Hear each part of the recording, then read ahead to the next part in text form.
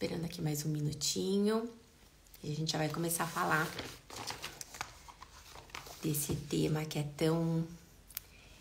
tantas lições que eu aprendi nesse livro. Só mais um minutinho, porque eu marquei às 15. Eu gosto de ser pontual.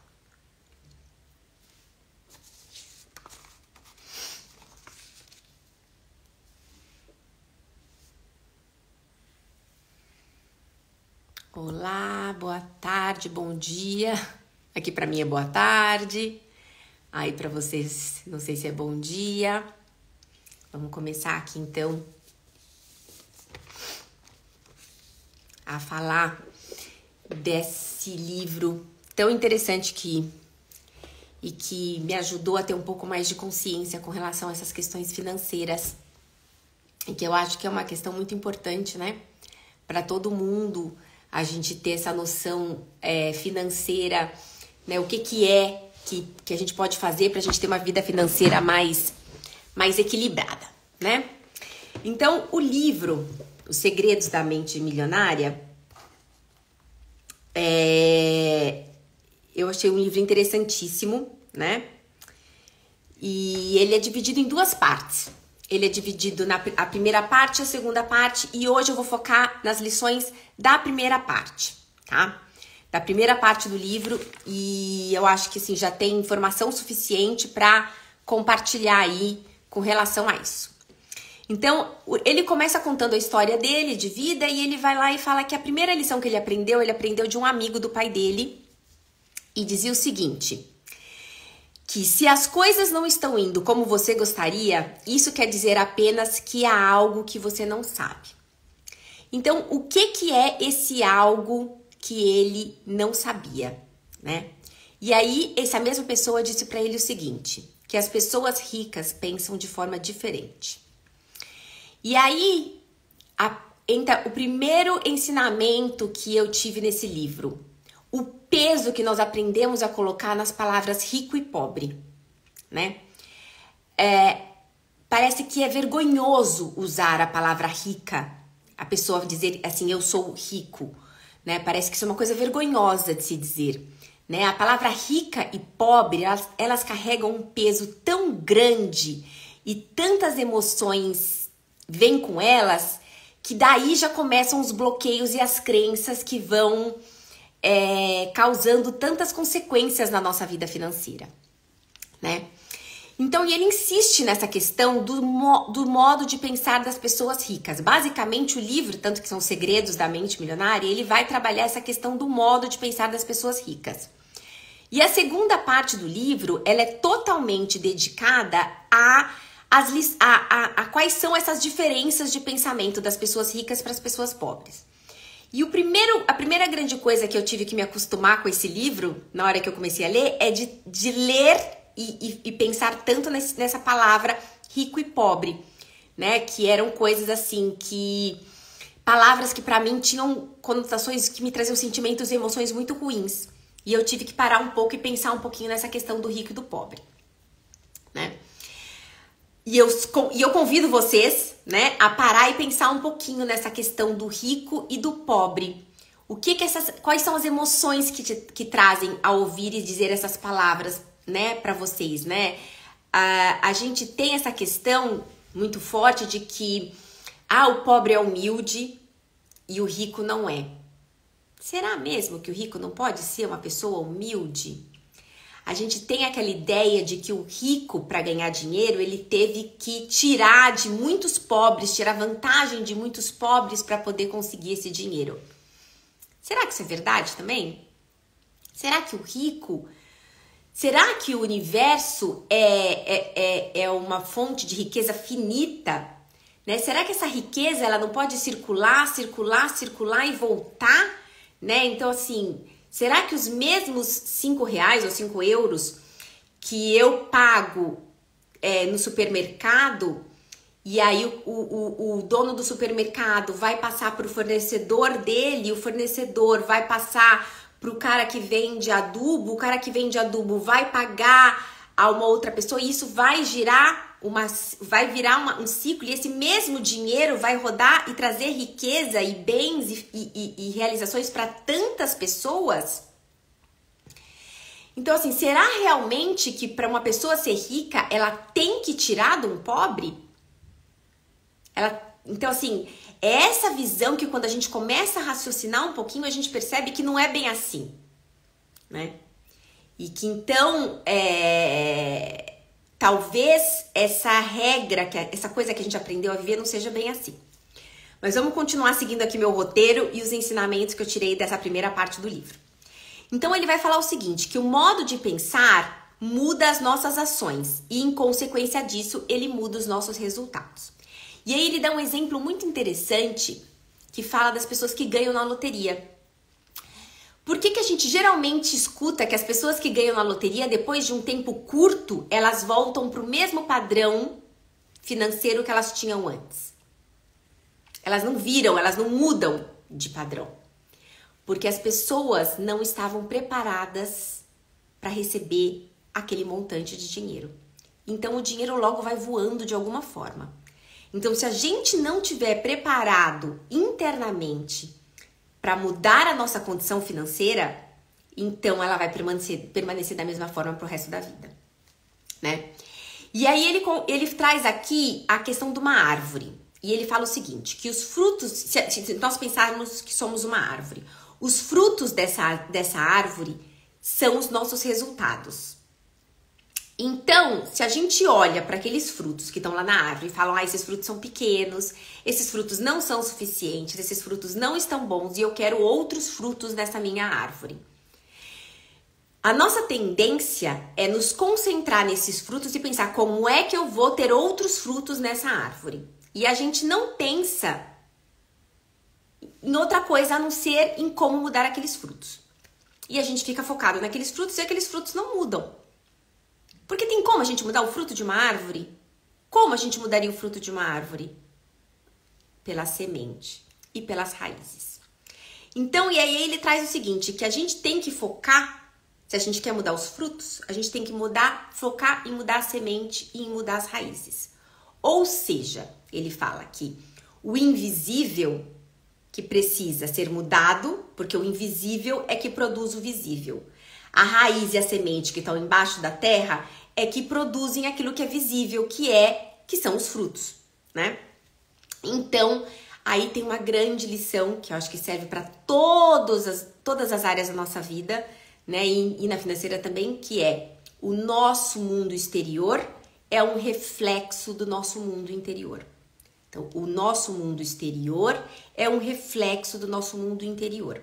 Se eu quero mudar alguma coisa no meu mundo exterior, eu tenho que primeiro parar e olhar para o meu mundo interior. E aí ele vai para uma lição muito importante que fala sobre os 4 quadrantes da vida. Então ele divide a nossa vida em 4 quadrantes, que é o mundo físico, o mundo mental, o mundo emocional e o mundo espiritual. E aí ele fala o seguinte, essa analogia que ele fez eu achei muito interessante, porque ele fala que o nosso mundo físico, que é o mundo que a gente vive, né, a parte externa, é uma impressão desses outros 3 mundos que a gente vive. Então, o que a gente tem na nossa mente, as nossas emoções e a nossa parte espiritual, ela vai lá e produz uma impressão, como se fosse uma impressora mesmo, imprime aquilo que se manifesta na nossa vida, né? E aí ele dá um exemplo de você escrever um texto no computador e mandar imprimir. Quando imprime, você fala, não gostei do resultado. Você vai lá e manda a impressora imprimir de novo, manda a impressora imprimir de novo e ela continua imprimindo a mesma coisa. Se você não for lá no programa que gerou aquele documento, que causou aquela impressão, a gente não vai conseguir mudar aquilo que está imprimindo. Então, a gente tem que ir lá no programa que você criou, lá no Word, o programa onde você criou o documento, editar aquilo que você não gostou, aquilo que você quer que mude, para aí sim você ter uma impressão diferente, né? E aí, ele fala o seguinte, que aí a gente tem que o dinheiro na nossa vida, a riqueza na nossa vida é um resultado. A nossa saúde é um resultado. A doença também é um resultado. O peso que a gente tem também é um resultado. Nós vivemos num mundo de causa e efeito. E não adianta a gente mudar o efeito sem a gente mudar a causa. Então não adianta nós querermos ter uma vida saudável se nós não tivermos atitudes saudáveis.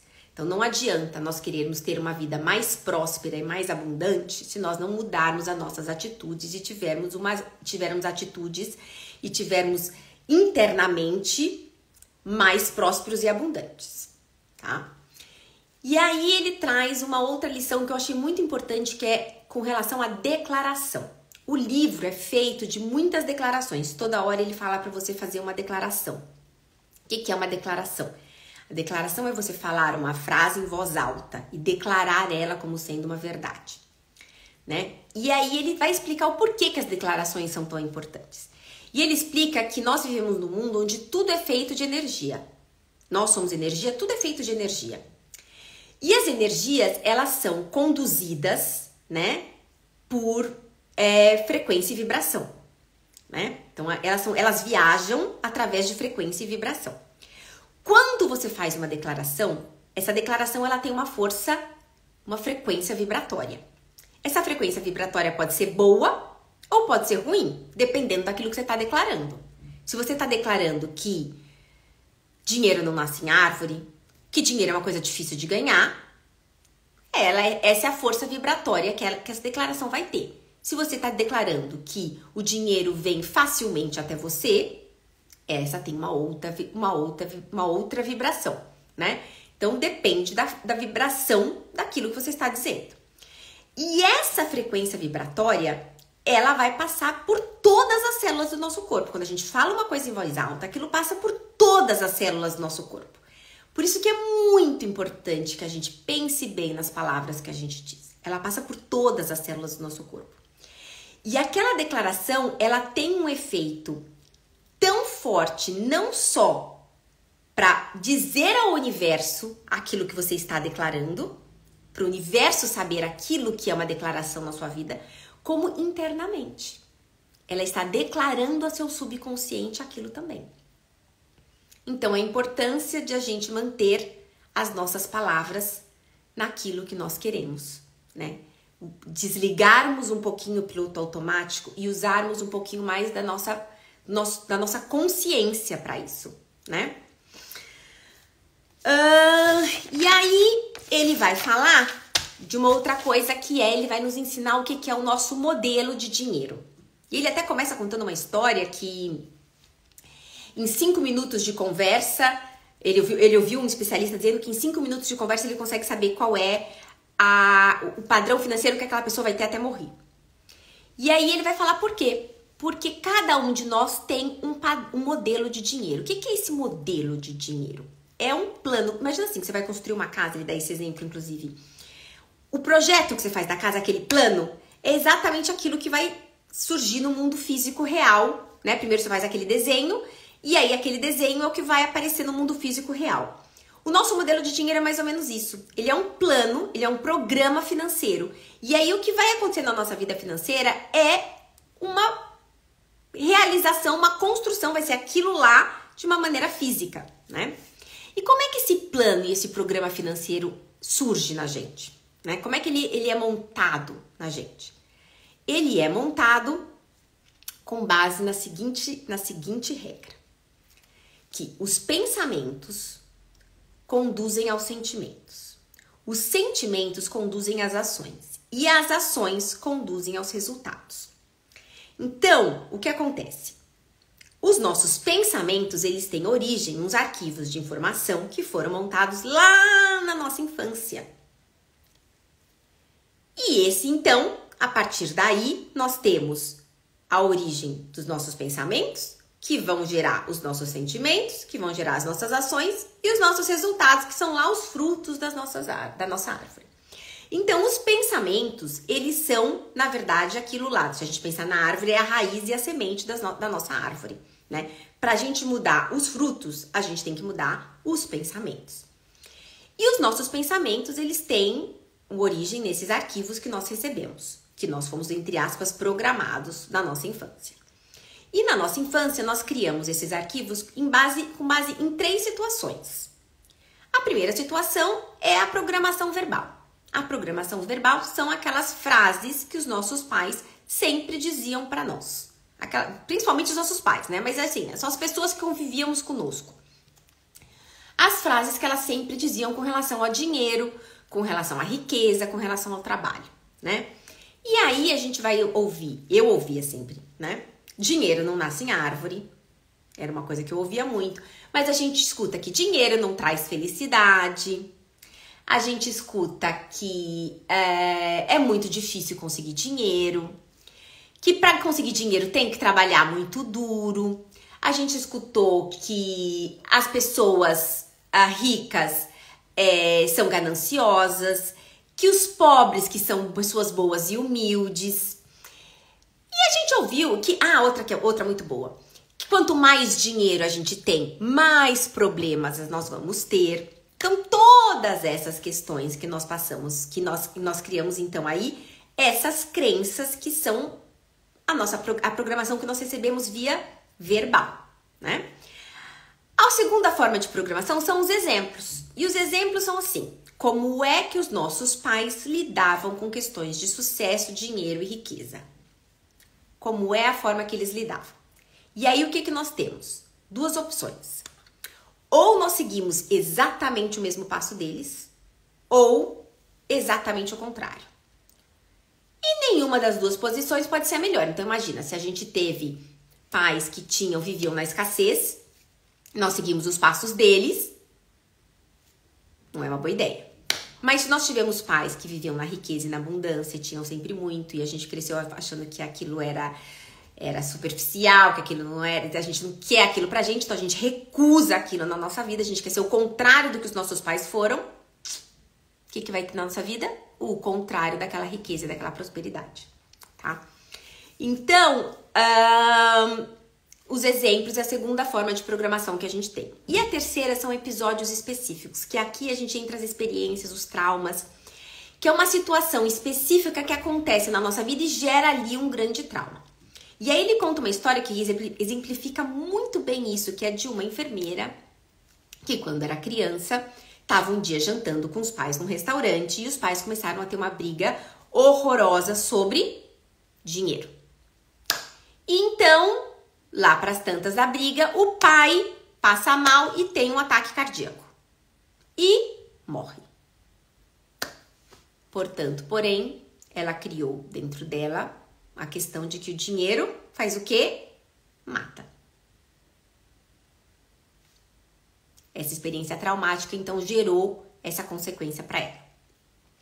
Então, são essas os 3 fatores que a gente tira e uma vez que nós criamos o nosso modelo de dinheiro, ele vai permanecer conosco da mesma forma até a gente morrer.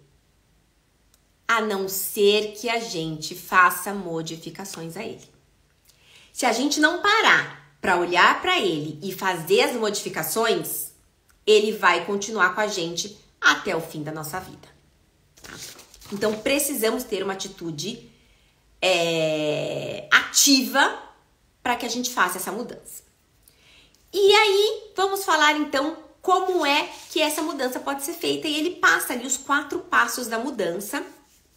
E ele insiste, o último passo, né, que é o passo que ele vai trabalhar na parte 2 do livro, que é um motivo para uma segunda live que eu vou fazer em breve, a parte 2 do livro. Mas ele fala o seguinte, que a mudança passa pelo primeiro passo, que é a conscientização. Nós não podemos mudar aquilo que a gente ignora.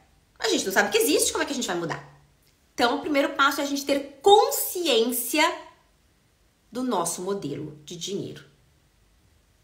O segundo passo é a gente ter o entendimento. E aqui é um passo que eu acho que a constelação ajuda infinitamente, porque a constelação foca muito na conscientização e no entendimento no primeiro momento, né? E o que é esse entendimento? É a gente compreender a origem daquilo, de onde veio aquele modelo. E ao percebermos a origem dele, a gente logo percebe e a gente tira uma segunda conclusão, de que ele veio de fora. Ele não é criado, ele não veio de dentro, ele veio de fora. né? E então ele não é exatamente seu, tá? E aí a gente passa por terceiro passo. O terceiro passo é a dissociação, é uma continuação desse primeiro. Então, ao perceber que ele veio de fora, que ele não é exatamente meu, eu me dissocio dele, eu me separo desse modelo, me separo dessas crenças, de forma a vê-las elas lá e eu aqui, né? E como elas não são minhas, eu tenho a opção de mantê-las ou largá-las. E aí a decisão é minha, se eu quero manter ou se eu quero largar, ok? E o último passo é o recondicionamento, ou seja, substituir essas crenças por novas que me servem mais, né? Eu vou só ligar aqui o meu carregador, só um minutinho, gente. Acabei de receber uma mensagem aqui no meu celular que minha bateria vai acabar. Então deixa eu colocar aqui. Já pôs, já está carregando. Então, o recondicionamento é essa questão, então. E esses novos arquivos, essas novas crenças pela qual eu vou substituir, é o que ele vai tratar na parte 2 do livro, que vai ser o motivo de uma outra live, tá? Então, esse é um resumo do que ele apresentou na primeira parte do livro. E além disso, eu tirei algumas outras lições importantes que eu queria compartilhar com vocês. E uma delas é o que ele fala sobre o poder da intenção. O poder da intenção, ele diz o seguinte, que se eu passo a minha vida poupando e economizando dinheiro para os dias difíceis, ou para os dias em que eu não tiver dinheiro, o que vai acontecer na minha vida? Dias difíceis. Dias que eu não vou ter dinheiro. Porque eu estou me preparando para isso. Eu tenho essa intenção que este momento aconteça, né? Então, será que realmente poupar para os dias difíceis é uma atitude razoável? Uma atitude inteligente? Será que não seria melhor a gente poupar para os dias felizes? Ou poupar para os dias em que nós tivermos liberdade financeira e pudermos usufruir de tudo isso que nós estamos poupando hoje? Se você começar a poupar para os dias felizes e para os dias em que você tiver liberdade financeira, independência financeira, é isso que você vai ter. Os dias felizes e a independência financeira. Então comece a tomar consciência de qual é o motivo pelo qual você quer poupar o seu dinheiro. Poupar é importante, mas poupar para quê?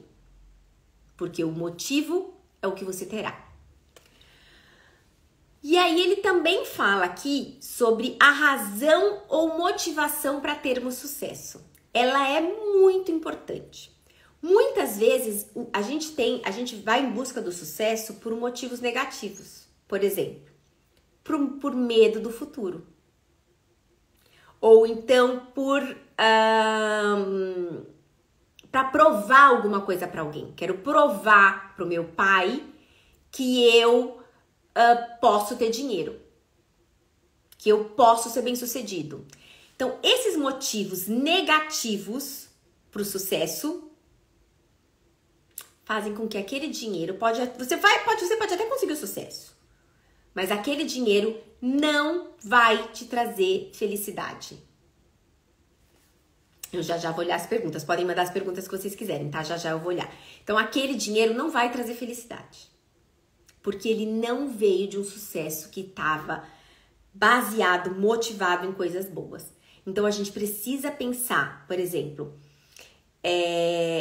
porque assim, quando a gente tem uma necessidade de provar algo a alguém, é uma questão que o dinheiro não vai resolver. Entendeu? O dinheiro não consegue provar nada para ninguém. Então, é muito importante que a gente entenda qual é essa raiz que tá fazendo. Por que nós queremos esse sucesso? Qual é a motivação que nós temos, né? Ele também me traz... essa é muito interessante. Renunciar de forma consciente às crenças que não te levam aonde você quer ir. Então, eu até sugiro que você pare um minuto, feche os olhos, respire, um momento que você esteja tranquilo, né? Que você fique ali naquele momento e que você deixe vir. Quais são as crenças? O que vem na tua cabeça quando você pensa em dinheiro, riqueza e sucesso? O que vem na tua cabeça? Essa do dinheiro não traz felicidade? É a primeira que eu gosto de desmontar, né? Na hora que a gente fala, mas o dinheiro não traz felicidade. Tá. O que te traz felicidade? Vai lá e faz a lista do que te traz felicidade e veja para quantas delas você precisa de dinheiro. E aí tira sua própria conclusão, se dinheiro traz ou não felicidade. Ah, mas de que adianta ter dinheiro se eu não tenho saúde? Peraí, eu não tô dizendo que você tem que escolher ou dinheiro ou saúde. Quem é que te disse que você tem que escolher uma coisa ou outra? Ah, mas dinheiro não compra o amor e o amor faz feliz. Quem é que te disse que você tem que escolher ou dinheiro ou amor? Você tem que escolher ou sua perna direita ou sua perna esquerda? Você tem que escolher ou ter um braço ou ter o outro? Ou ter um braço ou ter uma perna? Não, você pode ter duas pernas, você pode ter dois braços. Então, você pode ter a escolha de ter dinheiro, de ter amor, de ter saúde, né? Então, assim, você não tem que abrir mão de uma coisa por outra, tá? Então, na hora que você toma consciência dessas crenças, você vai lá e vai renunciar de forma consciente àquelas que não te servem mais. Aquelas que não servem o seu propósito. Você não vai continuar acreditando naquilo que não te serve. É simples. É simples. Isso eu não tô dizendo que é fácil, mas é simples. O raciocínio é simples. O trabalho é um pouquinho mais difícil, né? Mas sem trabalho, a gente não chega em lugar nenhum, né? Existe uma frase em inglês que fala no pain, no gain. Sem dor, sem ganho. A gente tem que taçar, né? Pra gente conseguir aquilo que a gente precisa, que a gente quer. Escolha sabiamente seus pensamentos e suas crenças. Eu acho que aqui é onde a gente vai finalizando aqui esses ensinamentos da primeira parte do livro. Escolhendo sabiamente aquilo que a gente pensa, porque o pensamento gera o sentimento gera a ação e a ação gera o resultado. Então, se eu escolher sabiamente os meus pensamentos, eu vou ter sentimentos que vão me levar a ações que vão me levar aos resultados que eu quero, né? Esse é o caminho, né? E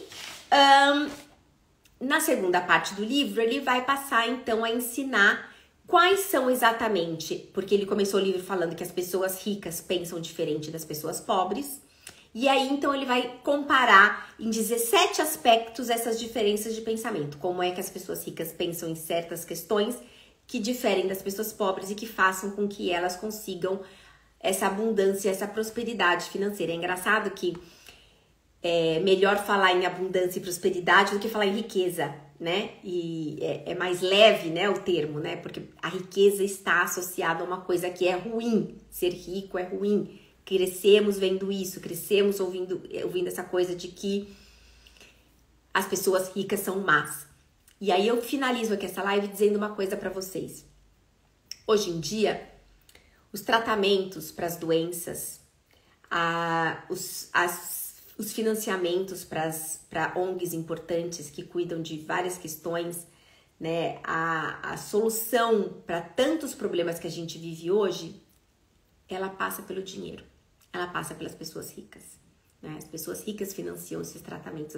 As grandes empresas ricas financiam os estudos que fazem os tratamentos para as doenças. Então, o que nós precisamos nesse mundo é de mais e mais pessoas ricas e conscientes. Pessoas ricas e conscientes é o que nós precisamos para esse mundo nesse momento. Então, vamos nós começarmos o nosso trabalho para curar a nossa vida financeira, para que possamos ser essas pessoas ricas e conscientes que o mundo tanto está precisando para acabar com a fome, para trazer curas de doenças, para acabar com tantas questões que existem, porque as pessoas ricas, conscientes, têm condições de acabar com esse tanto de miséria e esse, sabe assim, e essas barbaridades que a gente vê nesse mundo, né? E aí aqui eu tenho uma pergunta aqui que me entrou que diz o seguinte: o que dizer do homem que ganhou na Euro Milhões e não disse para a família com medo de ficarem preguiçosos? Olha, provavelmente ele não vai ficar rico, né? Provavelmente ele vai dizer, ele não tá preparado para receber essa riqueza. A gente falou no começo da live sobre as pessoas que ganham na loteria, que dificilmente elas conseguem manter o padrão financeiro delas, né? Esse novo padrão financeiro, elas voltam pro anterior, porque elas não fizeram o trabalho interno de mudar o modelo delas de dinheiro na hora que recebem esse dinheiro todo. Então, provavelmente, essa pessoa que ganhou na Euro Milhões, ele vai acabar de uma forma ou de outra, esse dinheiro vai saindo pelos esgotos por ali, desaparece e ele volta para o mesmo padrão de vida.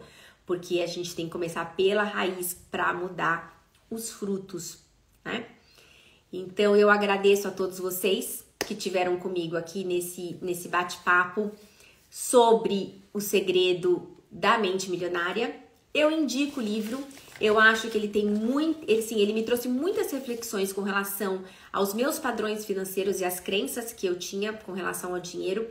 E o que mais me chamou a atenção é esse peso do valor do dinheiro, da palavra rico, né? O peso que isso traz para nós e essa crença que vem em cima disso.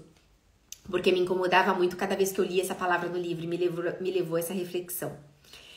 E então em breve farei então uma segunda live que a gente possa olhar para quais são essas diferenças de pensamento e como é que a gente pode então mudar os nossos pensamentos e o nosso padrão, o nosso modelo de dinheiro, para que a gente possa atrair abundância e nos tornarmos isso que o mundo está precisando tanto, que são de pessoas que tenham acesso ao dinheiro, que tenham a riqueza e tenham consciência das necessidades que esse mundo anda precisando, né? Anda precisando de muito, ok? Então, ficamos aqui por hoje. Obrigada pela participação de todos. Obrigada, Bia, por estar sempre aqui comigo. Fernanda, né? A Mari também estava ali em cima. Obrigada. Obrigada, queridos todos. E Ione, muito obrigada, viu? Nora, Manu, que também tá sempre aqui comigo, obrigada, viu? Um beijo bem grande pra vocês. Fernanda, tô vendo você aqui agora também. Obrigada, Jo, minha irmãzinha querida. Elisa, olha quanta gente linda aqui comigo. Obrigada a todos, viu? Não consigo falar o nome muita gente entrou e saiu. Então, obrigada a todos. E então, em breve vamos falar então sobre o que a gente deve aprender com essa forma da mentalidade dos ricos, para que a gente possa então mudar algumas coisas da nossa vida. Um beijo, um bom sábado, um bom domingo para vocês.